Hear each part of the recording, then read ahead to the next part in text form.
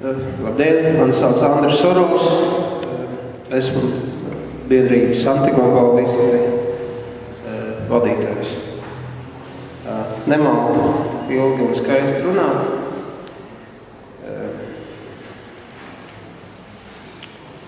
Šodienas programmā esmu ierakstīts ar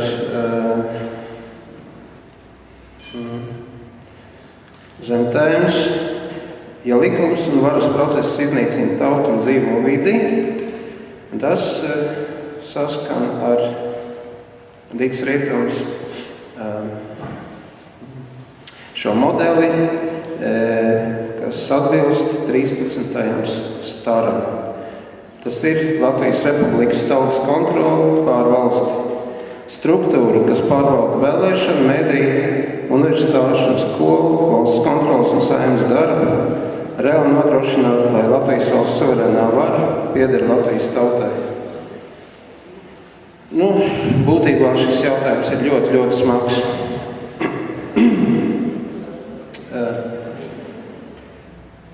Šis jautājums bija aktuāls jau tūkstošiem gadu atpakaļ. Ja atceramies kaut vai seno Ķīnu, Konfūciju un Lao Tzu laikus, tad viens no ļoti svarīgiem jautājumiem, toreiz bija pieņemts tik daudz likumu valstī, kas reglamēja iedzīvotāju gandrīz vai katru soli. Un tad bija ļoti aktuāls jautājums par to, kas tad ir galvenais. Likums vai cilvēks? Tas ir vai likums, kas reglamentē katru cilvēku soli valstī, vai taisnīgs valdnieks, kas darbojas atbilstoši apstākļiem.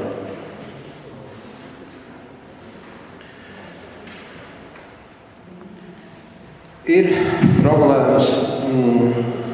problēmas tautai Latvijā piepildīt satversmi.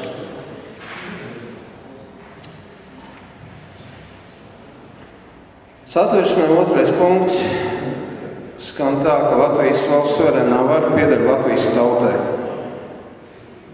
Un nedaudz aprunāts arī, kādā veidā viņi var piedalīties šajā valsts pārvaldē. Bet problēma tādā, ka tautas izvēlētie deputāti ļoti bieži pagriež tautai muguru un neinteresējas par tautas vēlmi.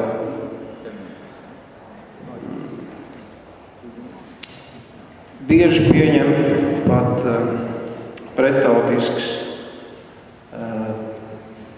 likums un lēmums, kas noved pat pie genocīda pret tautu, kā mēs to varam redzēt pašlaik Latvijā. Kāpēc neviens neko nedara?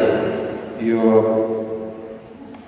vajadzētu būt kaut kādām institūcijām, kas aptur šo deputātu likumus, lēmumus un nepieļauj šo likumu stāšanos spēkā.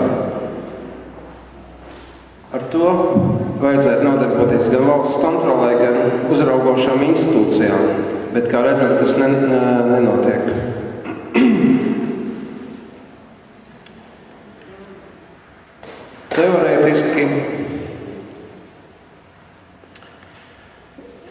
Teorētiski iedzīvotāji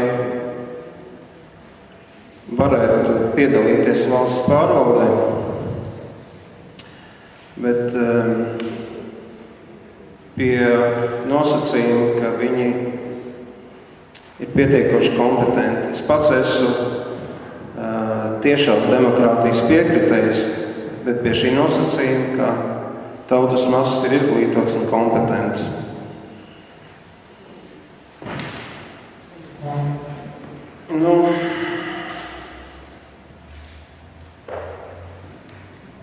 Tas ļoti saistīts ar sabiedrības aktivitāti.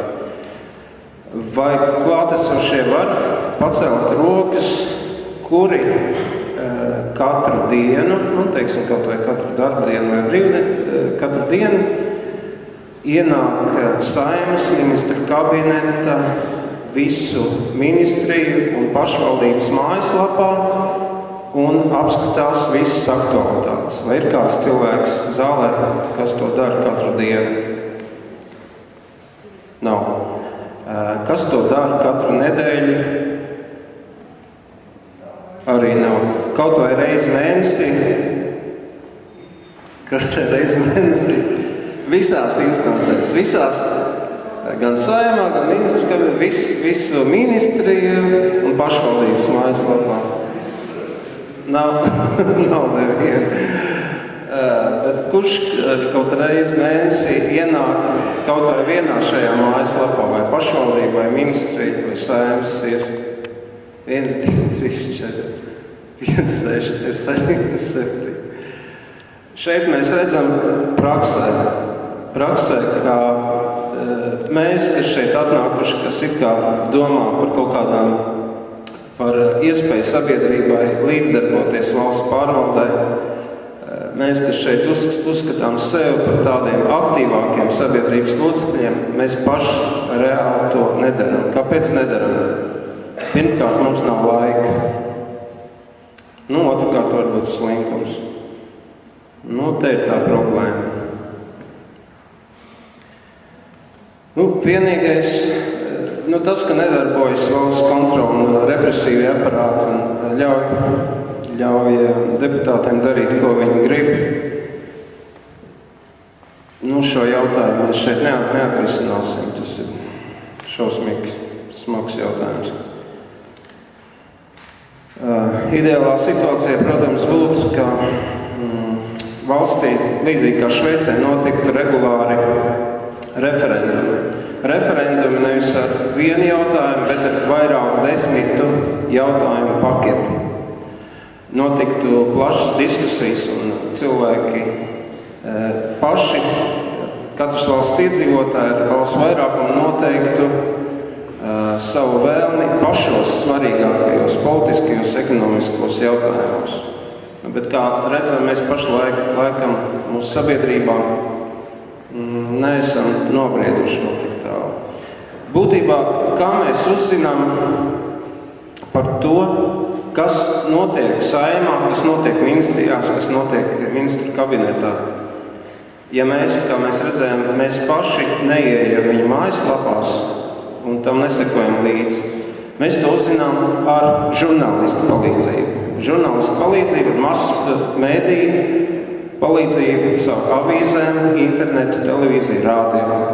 Tātad viena kategorija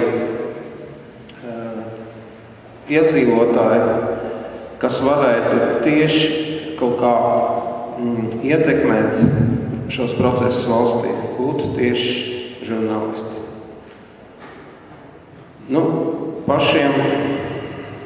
Pašiem veidot kaut kādas struktūras, es jau pieminēju, ka nav mums tā laika. Piemēram, man tagad pāris gadus ir tāds brīvāks režīms, nav tik daudz darba, un man ir laika vairāk nodarboties sabiedriskiem procesiem, bet tad, kad es strādāju 8, 10, 12 stundām dienā, es esmu celtnieks. Atvainojiet, es atnāku mājās, es esmu piekusis, es nomazgājos, pagatavoju sev vakariņus, varbūt paskatos ziņas un gulēt. Ikdienas cilvēkam nav laika to nodarboties. Tā tas ir. Ideāls recepts nav.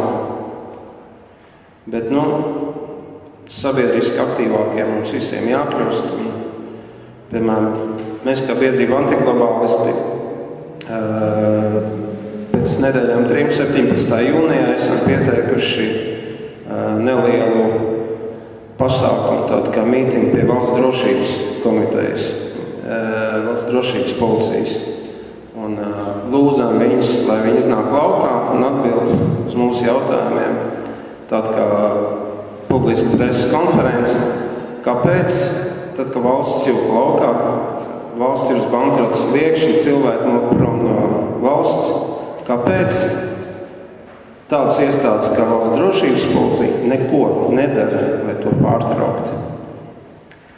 Pagaidām tas ir gandrīz viss, ko mēs varam darīt.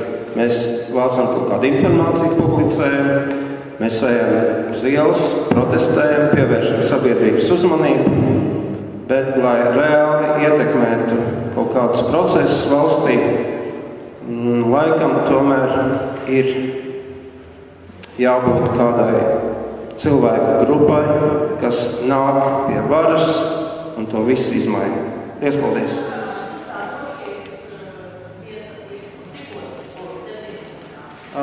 Pie valsts drošības policijas, tas ir Krišāņu barona 99. Pie Daugavas sportnāmā no pulkstens 14 līdz 16.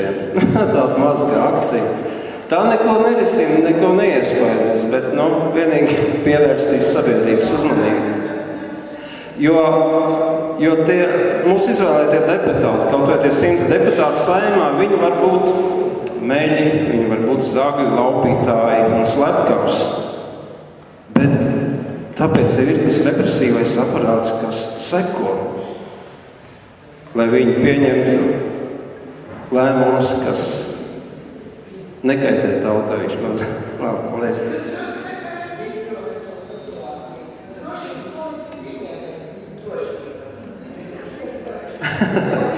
Nē, tur ir ļoti daudz jautājumu.